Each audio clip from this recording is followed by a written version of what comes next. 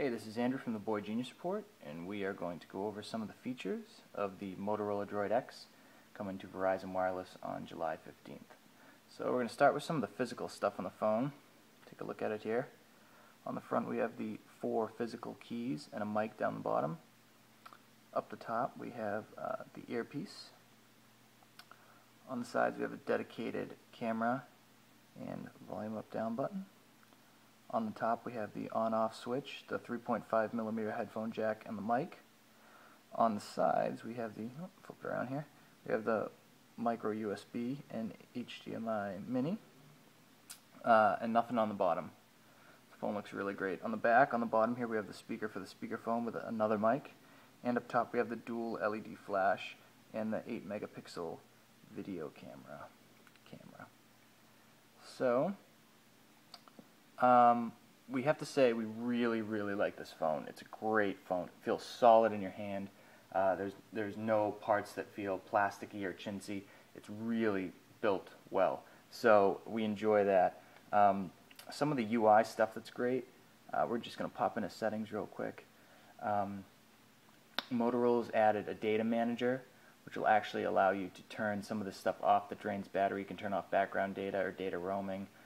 If you go into, here's our Exchange account, you can actually set email delivery. You can turn push off, and you could set a fetch schedule. You can actually have it sync over Wi-Fi only if you want. I'm not sure why you would want that, but options available. You can actually tell your social applications like Twitter and Facebook to only sync over Wi-Fi, so you don't drain your battery. So that's a really cool feature to try to save some battery life. We have half battery on here.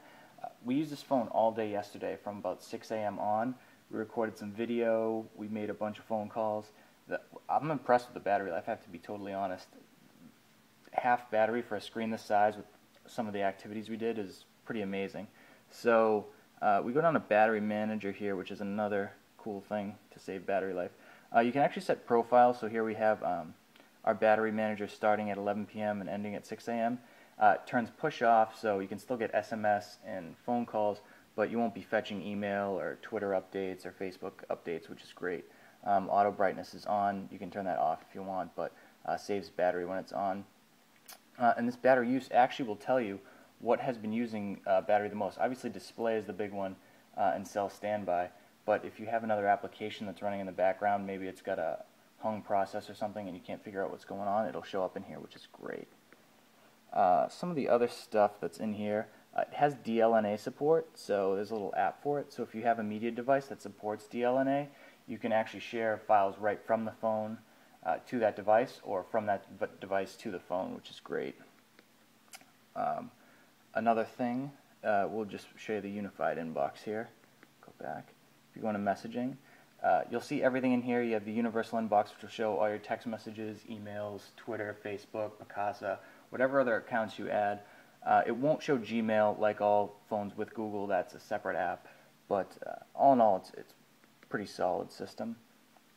The hotspot feature on this phone works great. We're in New York to pick the phone up and to cover the iPhone 4 launch, and we had a Sprint overdrive that wasn't performing really well, and we had our iPhone 4 tethered, and that really wasn't performing well. So this really saved our bacon. It's really easy. You flip it on, it gives you the warning. It names the network. It just asks you for a password. It's fast. It works great. Pretty seamless. $20 a month, Verizon said, for that add-on, and that gets you 2 gigabytes of tethered data. You get 7 home screens, which is pretty standard now. I initially said that this had, my initial thought said that this had Moto Blur on it, which it does not. It does not have Moto Blur or Ninja Blur. It's blurless. But the widgets do kind of look Moto Blurish, and you can resize them, which is kind of a nice feature. These are quick contacts here, so you can one-tap call. So you can one-tap call someone, which is nice. We're stuck here. There we go. You know, the phone itself, it's really amazing. This piece in the back here, which we said that you know, there's a little bump here where the camera is. When you're on a call, you naturally sort of stick your finger right here, so it doesn't feel like you're holding a giant brick. The only complaint I guess I had with the Evo was when you hold it, it's just a giant flat surface on the back, so you really feel the size of it. This one, for whatever reason, just feels smaller in your hand, which we really like. I'm going to do a couple quick size comparisons. I apologize, I do not have the original Droid. I gave it away to someone who needed a phone. So this is next to the iPhone 3GS. I would show the iPhone 4, but it's actually being used to record this right now. We're going to use the Droid X to record when we do the iPhone overview. This is a E73 mode, which I'm supposed to be reviewing, but I've lost all interest in now that the Droid X is here. And this is a BlackBerry 9700. So you can see it's super thin, which is really where you start to think you're not holding such a big phone. You can see, I don't know if you can accurately see that. There you go. And it's the 3GS. And this is the mode, which is actually extremely thin. It's about as thin as the E73 mode. So that's about it for us for our initial video review. Look for the full review in the next week or so. If you have any questions that you really want answered, feel free to ask them in the comments. We'll be looking and we'll let you know what we think. Thanks a lot.